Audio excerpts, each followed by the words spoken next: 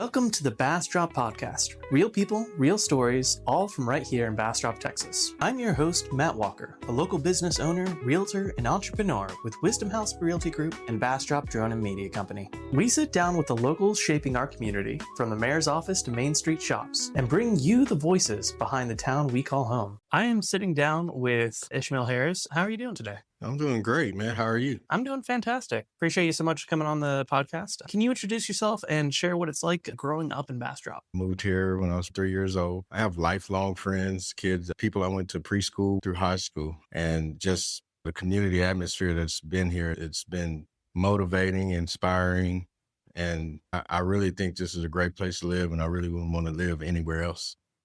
Until our house was built, I lived with my grandparents, but we all stay on like the same property, about 6 acres. I spent most of my days with my grandparents. My mom owned her own hair salon in Austin, so she traveled the road every day. My dad worked here at Walmart when it first opened, and he was here for a while. Eventually, as a teenager, he sold cars, but most of the time I spent with my grandmother. And my grandfather drove what they call, back then was town bus. And town bus picked up kids here in town, primarily on the north end of town, ensure that they were able to get to school. And he did this for decades. Even when I was a kid, the kids I went to school with, their parents rode his bus. And so everybody knew the rules of Mr. C.P. Johnson. That's his name. And he was well known around here. He was a black cowboy. He actually is, if you go across the street here to the museum, he's in the corner there. He's the guy on the white bull. And I am wearing the belt buckle that he won on that bull back in like 1963. It was great growing up here. Got to know and meet a lot of the older generation of people, and then a lot of the newer generation of people. And it's just, my grandmother, she helped raise a lot of the kids here in the community. She had a food stand that she did at all the events. She had black-eyed pea gumbo, which was just black-eyed peas, okra, onions, tomatoes, Making me hungry. and cornbread, right? But it was as simple as it was. It tasted really well, and she would sell out every year at the Yesterfest and the Homecoming. She was known for her peach cobbler and her sweet tea. So she did that for a couple of decades, right? My grandparents had 9 kids. I lived across the highway in 95, so I wasn't allowed to cross the highway per se, but I could ride my horse into town. I couldn't be on foot, and I couldn't ride a bike, but I can get on my horse and I can ride into town. And that's what I would do. Ride into town to my friend's house, ride to Fisherman's Park, get off my horse. I'd be out there hooping in boots. She couldn't stop me. That was pretty good. That was my life. Going to the state park, the skating ring. Bastrop was just fun. There's so many areas you can walk around town and just see your friends. Now, not so much because it's so many cars, but it was a great place to grow up. Bastrop raised me, helped mold me, make me who I am. I got the Bastrop Southern charm. Yeah, that's really cool to just see how that has shaped you and formed you. That's great to hear. We've been loving living here as well. Can you tell us a little bit about your career journey and how that has shaped your understanding of city infrastructure and growth? I've been with the Austin Water for 21 years. Over that time frame, just seeing the different moves that the city of Austin has had to make for citizens, traveling the highway every day, seeing how traffic has increased in the morning. Being involved in wastewater, it's really allowed me to see the impact of population growth. What made you decide to run for mayor and why now? I got involved with politics here. Once I got on planning and zoning, I started having an open eye to what was going on or needed to happen in Bastrop. Being able to sit on a board that made crucial decisions, impactful decisions that affected our community meant a lot to me. Growing up here, to me, it was a lot of decisions that were made that did not truly benefit the local person or look out for everyone in Bastrop. I started seeing myself being able to have that opportunity. As things progressed, it was time for a new chair and vice chair. I decided to step up and say, hey, I would like to be the chair, and was elected chair.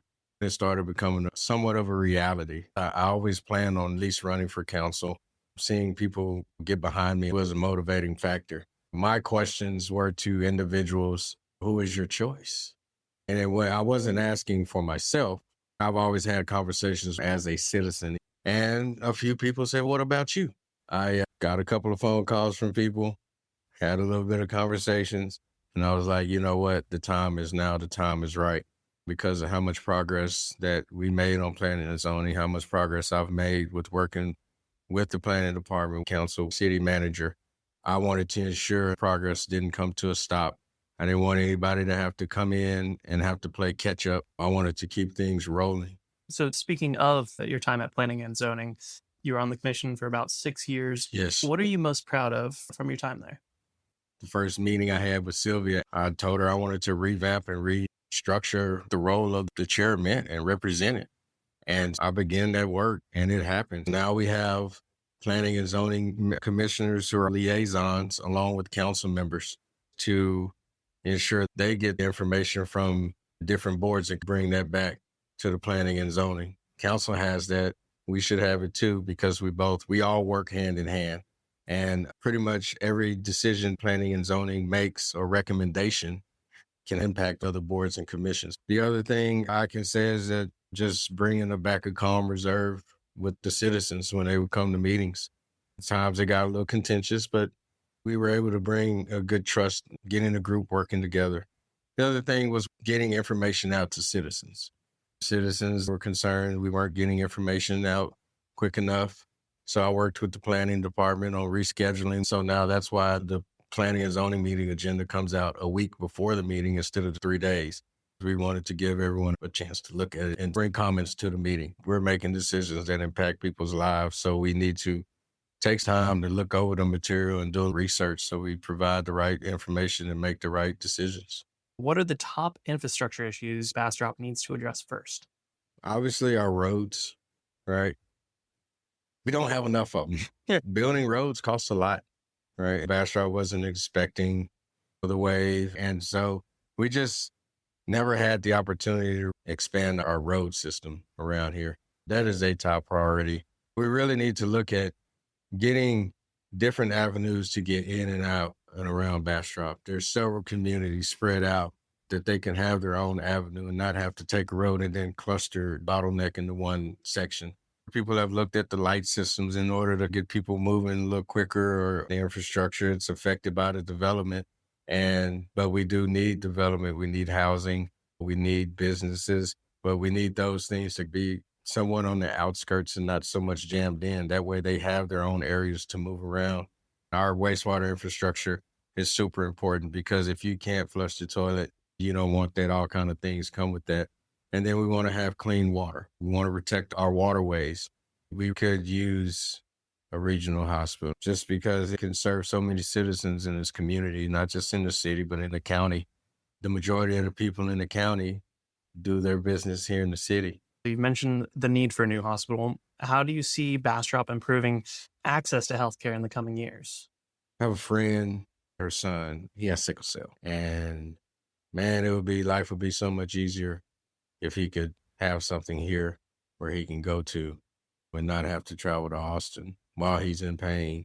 It makes life a little bit easier for the kids, right? Let them know that they're not alone. Then you have veterans. There's a lot of resources that are out there for them. I know some have to drive to the VA office. And basically what I'm getting at, Matt, is even though it's Bastrop, right? We're not small anymore. We're a small area. We're not small people-wise. And we have just as many people with problems, medical issues as the city does. That's why it's important to have something here for them. Yeah, that makes sense. Even thinking of babies being born, you're generally driving into Austin for that. So having a dedicated L&D area. Right here, man, 6 counties come to Bastrop for shopping or eating. Milam, Williamson, Fayette, Lee, Caldwell County, right? Those are right there within 45 minutes. Those people come here. We should be able to help them and supply them with the medical facility. People's lives are important. I see an ambulance coming from Fayette County, zooming into Austin. I literally say a prayer for those people every time. I'm like, man, I hope they can get there, because that's a stretch. You've talked about updating city codes to support growth. What's an example of a change you believe would make a difference? With the old codes, there are so many things that restricted people and how you designed your homes. I'd like to have a certain list of aesthetics that you can have. the style of Bastrop. And it could be like different options of roof styles or frontage of how your house looks or your porch or driveway or something like that. And that way people can, hey, we can pick and choose these combos. And that's for like the downtown proper area where the codes really hit, giving folks more freedom to build and design their dream home as long as it fits within Bastrop. I think that when people move here to Bastrop, you find the love, right? If you're going to build, you should build something within that love that you found.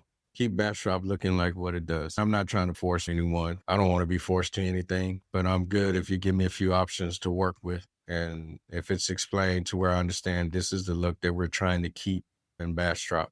You look at Tahitian Village where you do have that ability to, as long as it's within a minimum square footage, have that different look you want. And that's extremely close to downtown Bastrop. Right. So there's solutions for all of these things that you can keep this charm of that historic downtown, small town feel of Bastrop, and then have on the outskirts the ability to do what you want. What's your vision for attracting the right kind of businesses to Bastrop without losing that small town charm? Bastrop is already attracting businesses. We are a hot commodity. It starts at City Hall, knowing the right people are in place that are making the right smart decisions, that want to see growth and want to work with us, don't want to make life hard, but I'm not trying to make it easy for a developer to come in. A lot of businesses in this community should want to be involved in our community, not just a one-time thing. Because to me, if you're coming here as a developer of business, if you plan on being here long-term, then to me, you need to understand that you don't need to come to this community and try to make a quick profit. We take care of each other. We look out for each other. So you come here and look out for us. We're going to look out for you. But also, hey, what are you doing to help us thrive? So people who are going to come establish a business, they want to be able to have a good working relationship with the city. What helps that first and foremost is what happens at City Hall, starting from the recommendations from planning and zoning, and then the final decisions made through council. And then when they come in, they all have to talk before us. Everyone's not going to agree, but we can get to some working point as long as you come in with a little bit of respect, and we can go a long way. You've said your campaign is about bridging the gap. What does that mean in a city like Bastrop? Bridging the gap. The gap is a generational gap. There's people of a certain generation to me that definitely want to protect and conserve the integrity and history of Bastrop. And then there's a younger generation that want the same, but they also want to move forward in things. And I think there's a lot of commonality. I want to get people to see that, hey, we have a lot of things in common with the younger generation, the middle age, that's where I fall in. And then the older generation that, hey, we do want to have a lot of the same things, but we can't have everything we want, but we can get you this, hopefully bridge that. The other big thing is with people moving here, the people established that have been living here, that want to protect the city, getting those two groups to really understand. I see the excitement all the time in people wanting to do things and be involved, where there's a group of people who've seen it and done it, but like just don't maybe have that much faith or whatever hogwash has come with it in the past, they just care not to deal with it. And so when that happens, this new vision comes in and this new movement comes in and it overshadows what people have been wanting forever, right? And so I want to be able to get people to understand that, hey, there are people here who've had these visions and want to have these things, but we've been overlooked for so long. And we welcome y'all in, but hey, come in and get with us and see what we've been trying to do. I think we'll get there with that. I believe I have that ability to bring people in to be able to do that. And then as well as the generational gap, bridging that gap. And those are the big things. Once you bridge the gap between people and they're on the same page, we can get a lot of things accomplished. What do you think then is the best way to get them all to have their voices heard, get involved, and not feel disenfranchised? The best and easiest way is through meetings. Town hall meetings are good. They're great. So ideally, it's just having more town halls for people to have an opportunity to show up, to be able to just have quarterly meetings in different parts of town with updates of what we're trying to do. And as it progresses, saying, hey, citizens, Here's a Dropbox. Here's a link where you can submit your questions just like citizens' comments. We want to see what ideas people have for moving forward in Bastrop. It's something about this place they love. I don't think everyone here is truly trying to turn this place around. We don't know unless we have those conversations. What's one thing you'd want every Bastrop resident to know about you before the next election? They got someone here that's for them. I happen to be fortunate to find myself in an opportunity to do something I've always done, fight for what's right, fight for the low man that's been down, fight for the people. They have someone in me who's going to fight for them. My pockets aren't open to anybody, and truly just want to see what's best for Bastrop. Our real estate group is called Wisdom House Realty Group. What are 60 seconds of wisdom you can share with our audience? Be who you are. Be true to yourself. Put your trust and faith in God that He going to direct you in the right path and help you make the right decisions, and be you. Always do the right thing. Don't just be a kind person and not do kind things. So always be willing to help someone out, and life will be all right. If people wanted to reach out and contact you, what's the best way to do that? I have a website, Ishmaelharrisformayor.com. You can get on there, or you can go to my Facebook, Ishmael Harris for Mayor. You can email me at ishmaelharrisformayor@gmail.com. If you'd like to reach out to me on the phone, it's 512-980-4517, and I'll do everything I can to get back in touch with you. Ishmael, thank you so much for joining us on today's podcast episode, and good luck on the elections. Thanks, Matt. I appreciate it. Absolutely. Thanks for listening to Bastrop Podcast. If you enjoyed this episode, follow us on Instagram at wisdomhouse_TX and share it with a neighbor. We're here every week with the new conversations from people who make Bastrop feel like home. Got someone you think we should interview? Reach out. We'd love to hear from you.